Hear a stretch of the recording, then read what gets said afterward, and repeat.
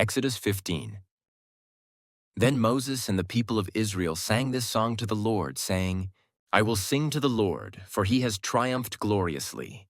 The horse and his rider he has thrown into the sea. The Lord is my strength and my song, and he has become my salvation. This is my God, and I will praise him. My father's God, and I will exalt him. The Lord is a man of war. The Lord is his name.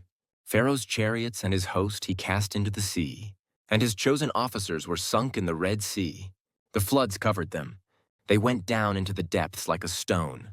Your right hand, O Lord, glorious in power. Your right hand, O Lord, shatters the enemy. In the greatness of your majesty, you overthrow your adversaries. You send out your fury, it consumes them like stubble. At the blast of your nostrils, the waters piled up. The floods stood up in a heap. The deeps congealed in the heart of the sea.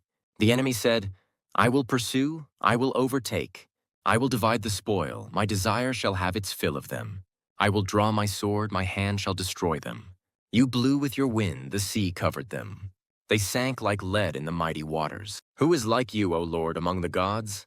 Who is like you, majestic in holiness, awesome in glorious deeds, doing wonders? You stretched out your right hand. The earth swallowed them. You have led in your steadfast love the people whom you have redeemed. You have guided them by your strength to your holy abode. The peoples have heard, they tremble. Pangs have seized the inhabitants of Philistia.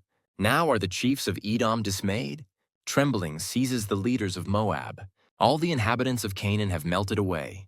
Terror and dread fall upon them. Because of the greatness of your arm, they are still as a stone.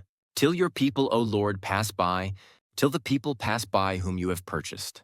You will bring them in and plant them on your own mountain, the place, O Lord, which you have made for your abode, the sanctuary, O Lord, which your hands have established. The Lord will reign forever and ever. For when the horses of Pharaoh with his chariots and his horsemen went into the sea, the Lord brought back the waters of the sea upon them. But the people of Israel walked on dry ground in the midst of the sea. Then Miriam the prophetess, the sister of Aaron, took a tambourine in her hand, and all the women went out after her with tambourines and dancing. And Miriam sang to them, Sing to the Lord, for he has triumphed gloriously.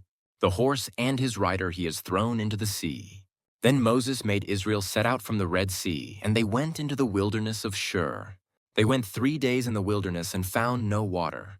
When they came to Marah, they could not drink the water of Marah because it was bitter, therefore it was named Marah. And the people grumbled against Moses, saying, What shall we drink? And he cried to the Lord, and the Lord showed him a log, and he threw it into the water, and the water became sweet. There the Lord made for them a statute and a rule, and there he tested them, saying, If you will diligently listen to the voice of the Lord your God, and do that, which is right in his eyes, and give ear to his commandments and keep all his statutes, I will put none of the diseases on you that I put on the Egyptians, for I am the Lord your healer. Then they came to Elim, where there were 12 springs of water and 70 palm trees, and they encamped there by the water. Exodus 16. They set out from Elim, and all the congregation of the people of Israel came to the wilderness of Sin, which is between Elim and Sinai, on the 15th day of the 2nd month after they had departed from the land of Egypt. And the whole congregation of the people of Israel grumbled against Moses and Aaron in the wilderness. And the people of Israel said to them, Would that we had died by the hand of the Lord in the land of Egypt, when we sat by the meat pots and ate bread to the full, for you have brought us out into this wilderness to kill this whole assembly with hunger. Then the Lord said to Moses, Behold, I am about to rain bread from heaven for you, and the people shall go out and gather a day's portion every day, that I may test them, whether they will walk in my law or not. On the 6th day, when they prepare what they bring in, it will be twice as much as they gather daily. So Moses and Aaron said to all the people of Israel at evening, You shall know that it was the Lord who brought you out of the land of Egypt, and in the morning you shall see the glory of the Lord, because he has heard your grumbling against the Lord. For what are we, that you grumble against us? And Moses said, When the Lord gives you in the evening meat to eat, and in the morning bread to the full, because the Lord has heard your grumbling, that you grumble against him, what are we? Your grumbling is not against us, but against the Lord. Then Moses said to Aaron, Say to the whole congregation of the people of Israel, "Come near before the Lord, for he has heard your grumbling." And as soon as Aaron spoke to the whole congregation of the people of Israel, they looked toward the wilderness, and behold, the glory of the Lord appeared in the cloud.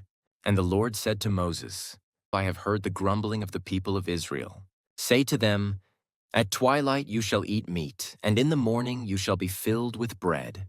Then you shall know that I am the Lord your God." In the evening quail came up and covered the camp, and in the morning dew lay around the camp. And when the dew had gone up, there was on the face of the wilderness a fine flake-like thing, fine as frost on the ground. When the people of Israel saw it, they said to one another, "What is it?" For they did not know what it was. And Moses said to them, "It is the bread that the Lord has given you to eat. This is what the Lord has commanded: gather of it, each one of you, as much as he can eat. You shall each take an omer, according to the number of the persons that each of you has in his tent." And the people of Israel did so.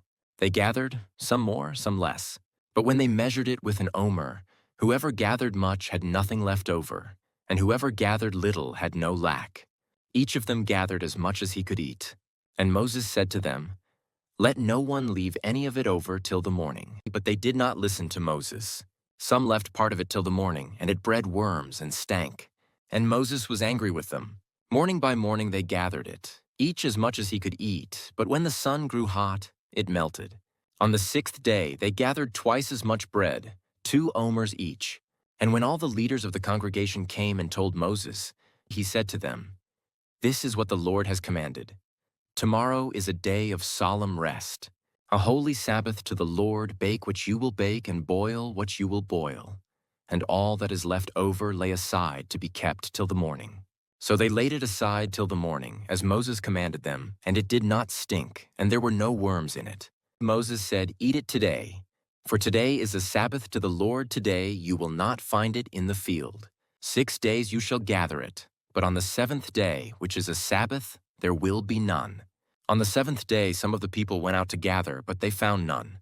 And the Lord said to Moses, "How long will you refuse to keep my commandments and my laws? See, the Lord has given you the Sabbath, therefore on the 6th day he gives you bread for 2 days. Remain each of you in his place, let no one go out of his place on the 7th day." So the people rested on the 7th day. Now the house of Israel called its name manna. It was like coriander seed, white, and the taste of it was like wafers made with honey. Moses said, "This is what the Lord has commanded. Let an omer of it be kept throughout your generations, so that they may see the bread with which I fed you in the wilderness, when I brought you out of the land of Egypt." And Moses said to Aaron, "Take a jar and put an omer of manna in it, and place it before the Lord to be kept throughout your generations." As the Lord commanded Moses, so Aaron placed it before the testimony to be kept. The people of Israel ate the manna 40 years, till they came to a habitable land. They ate the manna till they came to the border of the land of Canaan. An omer is the 10th part of an ephah. Exodus 17. All the congregation of the people of Israel moved on from the wilderness of Sin by stages, according to the commandment of the Lord, and camped at Rephidim. But there was no water for the people to drink. Therefore the people quarreled with Moses and said, "Give us water to drink."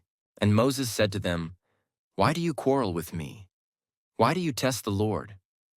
But the people thirsted there for water, and the people grumbled against Moses and said, "Why did you bring us up out of Egypt, to kill us and our children and our livestock with thirst?" So Moses cried to the Lord, "What shall I do with this people? They are almost ready to stone me." And the Lord said to Moses, "Pass on before the people, taking with you some of the elders of Israel, and take in your hand the staff with which you struck the Nile, and go.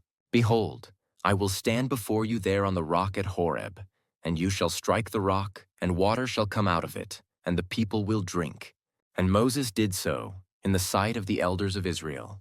And he called the name of the place Massah and Meribah, because of the quarreling of the people of Israel, and because they tested the Lord by saying, "Is the Lord among us, or not?" Then Amalek came and fought with Israel at Rephidim. So Moses said to Joshua, "Choose for us men, and go out and fight with Amalek. Tomorrow I will stand on the top of the hill with the staff of God in my hand." So Joshua did as Moses told him, and fought with Amalek, while Moses, Aaron, and Hur went up to the top of the hill. Whenever Moses held up his hand, Israel prevailed, and whenever he lowered his hand, Amalek prevailed. But Moses' hands grew weary, so they took a stone and put it under him, and he sat on it, while Aaron and Hur held up his hands, one on one side and the other on the other side. So his hands were steady until the going down of the sun. And Joshua overwhelmed Amalek and his people with the sword. Then the Lord said to Moses, "Write this as a memorial in a book and recite it in the ears of Joshua, that I will utterly blot out the memory of Amalek from under heaven." And Moses built an altar and called the name of it, "The Lord is my banner," saying, "A hand upon the throne of the Lord. The Lord will have war with Amalek from generation to generation."